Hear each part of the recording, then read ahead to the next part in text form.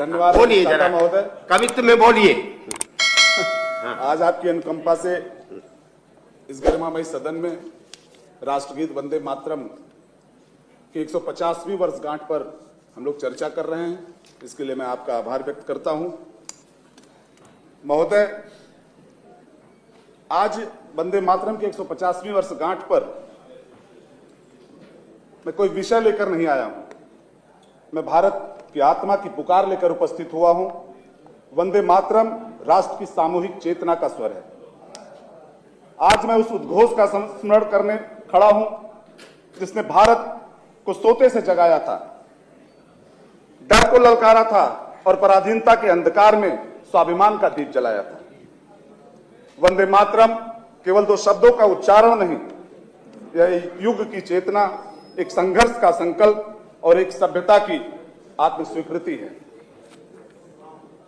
जब यह शब्द पहली बार भारतीय जनमानस में गूंजा तो यह सिर्फ कविता का रूप नहीं लिया, बल्कि क्रांति का स्वरूप धारण किया।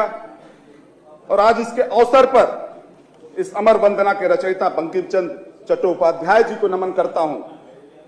उन्होंने कोई राष्ट्र गीत नहीं लिखा था, सिर्फ उन्होंने राष्ट्र की आत्मा का घोषणा पत्र रचा था, पराधीनता के अंधकार में आत्मसम्मान की मशाल जलाई थी। जी माननीय अधिष्ठाता महोदय, आज इस अवसर पर मैं कोई एक राजनीतिक वक्तव्य देने के लिए नहीं उपस्थित हुआ हूं, नहीं खड़ा हुआ हूं।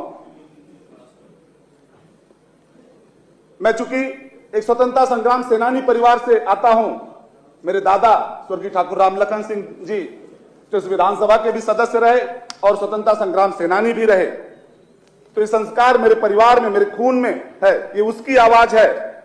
उन्होंने वंदे मातरम किताबों में नहीं पढ़ा था, उन्होंने इसे लाठी, जेल और संघर्ष के बीच जिया था।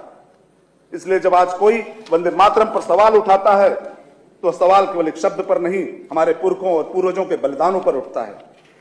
माननीय अधिष्ठाता महोदय, वंदे मातरम कोई नारा नहीं, यह उस पीढ़ी की आखिरी सांस थी जिसने बिना सत्ता, बिना सुविधा, सिर्फ भारत माता के लिए सब कुछ न्यौछावर कर दिया। मैं गर्व से कह सकता हूं कि देश के आजादी में उन स्वतंत्रता संग्राम सेनानियों ने जिन्होंने अपनी जान न्यौछावर किया, उन्होंने कभी आजादी किस धर्म की होगी इस पर चर्चा नहीं की, किस जाति की होगी, किस पार्टी की होगी, उन्होंने इस पर चर्चा नहीं की। उन्होंने सिर्फ इतना कहा था, भारत आजाद होना चाहिए, और उसी संकल्प का नाम है वंदे मातरम। माननीय अधिष्ठाता महोदय, आज कुछ लोग जानबूझकर राष्ट्र के प्रतीकों को विवाद बनाते हैं ताकि तुष्टीकरण की राजनीति जिंदा रह सके। मैं उनसे पूछना चाहता हूं, क्या जेल की सलाखों के पीछे किसी ने धर्म देखा था? क्या फांसी के फंदे पर किसी ने वोट बैंक देखा था? नहीं, वहां सिर्फ एक पहचान थी, भारतीयता, भारतीयता और सिर्फ भारतीयता की। आज का भारत कमजोर इरादों वाला भारत नहीं है। आज का भारत माननीय प्रधानमंत्री यशस्वी श्री नरेंद्र मोदी जी के सपनों का भारत है, जिन्होंने 2047 तक भारत को आत्मनिर्भर बनाने का जो सपना देखा है, उसको पूर्ण करने की दिशा में भारत बढ़ रहा है। आज का भारत अपने गौरवशाली परंपरा और विरासत पर गर्व करता है, और जिस राष्ट्र को अपने स्वतंत्रता संग्राम सेनानियों पर गर्व हो, वह राष्ट्र कभी झुकता नहीं।